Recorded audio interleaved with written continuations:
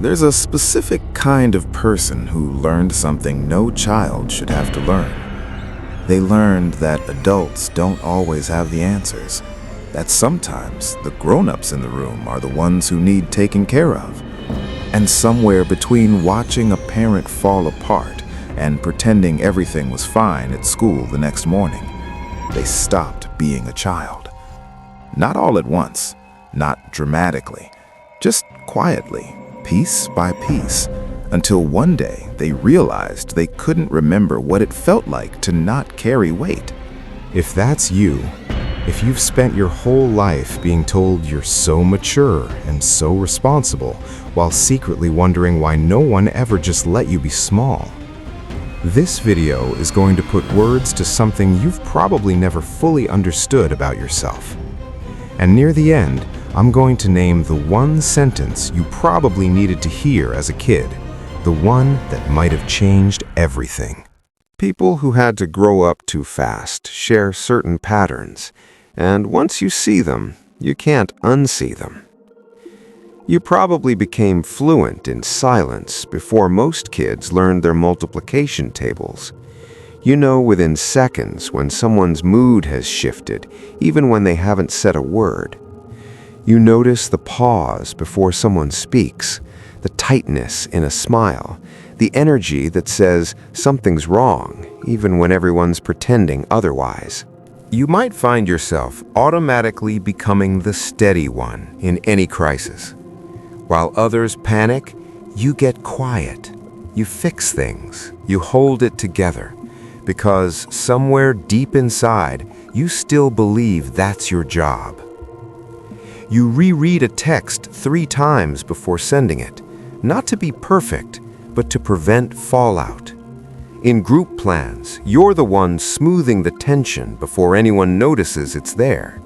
At work, you become the unofficial closer, the person who catches what everyone else missed. And here's the strange part.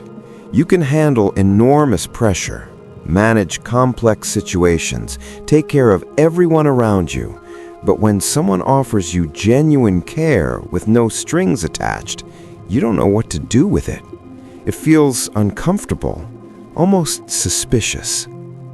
But there's one part of this pattern most people never see, not even you, because it hides inside what everyone calls strength.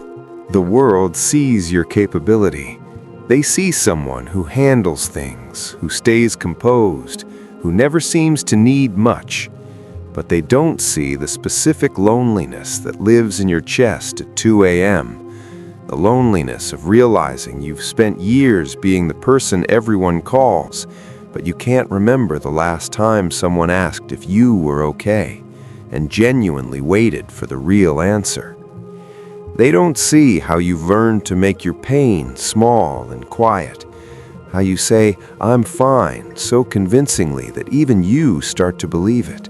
They don't see the grief that surfaces when you watch someone else be cared for effortlessly, the way their partner notices they're tired without being told, the way their friend shows up without being asked, the way they can fall apart and trust someone will catch them.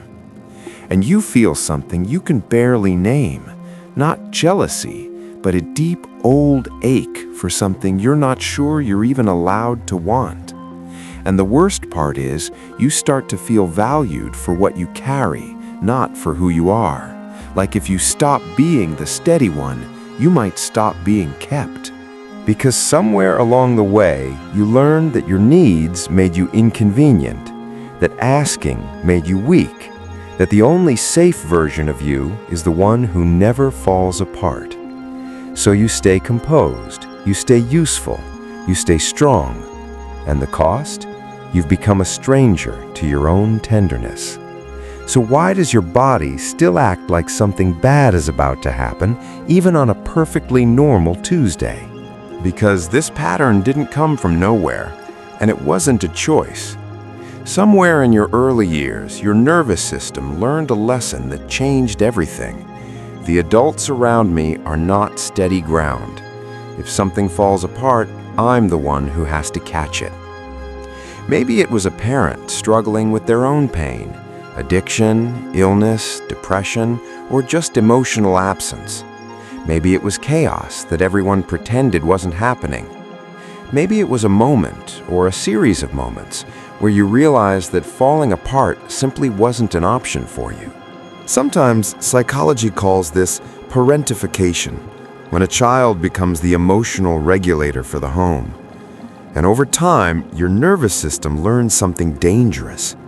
Calm isn't safety. Calm is just the pause before the next storm. So your young mind, brilliant in its survival instincts, made a decision. I will become what this situation needs. I will be steady when everything shakes. I will make myself useful so I don't become forgettable. That wasn't weakness. That was a child doing whatever they could to stay connected to the people they needed to survive. You didn't choose this role. You adapted into it. Because children don't have the luxury of walking away. They can only adjust. And you adjusted by becoming someone who never asked for much, because asking felt like a risk you couldn't afford to take. So here's the gentler truth you were never given. The patterns you carry, the hypervigilance, the self-reliance, the discomfort with being cared for, these aren't character flaws.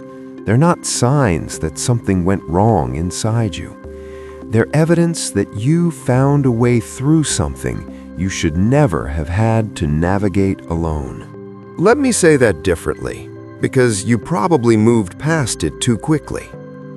You survived something that wasn't yours to carry, and you did it as a child. That constant scanning for danger, that was a kid's brilliant, desperate attempt to stay safe when the ground kept shifting. That difficulty receiving help, that was your younger self learning that grown-ups couldn't always be trusted to show up, so you became your own anchor. That guilt you feel when you rest, that's the echo of a child who learned that love had to be earned through usefulness. What people called maturity was really a child trying to keep love from leaving. None of this was your fault. You didn't choose to become this way. You adapted. You survived. You made it through. And now you get to do something that child never could. You get to finally tell them the emergency is over. And once you see the first micro moment this pattern activates, you can't unsee it. It shows up in your body before it ever becomes a thought. In yourself, it often shows up as a subtle tightening when someone offers help. A voice that says, "I've got it," before you've even considered whether you actually do. It's the way you instinctively scan for what needs managing when you enter a room. The way you feel responsible for other people's emotional weather, even when no one asked you to carry it. It's that strange guilt when you're enjoying yourself, the difficulty staying present in happy moments because part of you is already bracing for what comes next. In your mind, it sounds like, "If I don't handle this, who will?" Or, "I can't let them see me struggle." And in others, you might recognize it as the friend who's always giving but rarely receiving. The person everyone calls the reliable one, who seems to have it all together, but something behind their eyes tells a different story. If you felt your shoulders tighten just hearing this, that's not coincidence, that's recognition. So how do you actually live with this without trying to fix yourself into someone new? Because here's the truth, you don't need fixing, you need permission. Permission to notice the pattern without shame. Permission to rest without earning it first. Permission to receive care without calculating what you owe in return. Here's what that might look like. The next time someone offers help and your whole body tightens, pause. Don't push the feeling away. Just notice it. Name it if you can. This is the part of me that learned asking wasn't safe. You don't have to accept the help, but you also don't have to automatically refuse. Just let the discomfort exist for a moment without acting on it. That's the beginning. And if you can't soften it yet, that doesn't mean you're failing. It just means the protective part of you is still doing its job. It'll relax when it's ready, when it finally believes the storm has passed.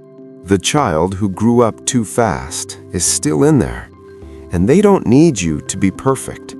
They just need you to stop running long enough to turn around and say, I see you now, and I'm not leaving. So here's that sentence, the one you probably needed back then. You were allowed to be a child. You were never supposed to earn safety by holding everyone together. And before you go, I want to ask you something. Really sit with it. What did your younger self learn they had to be in order to feel safe enough to stay?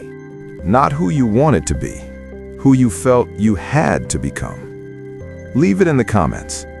Not for anyone else, but for the part of you that's never been asked that question out loud.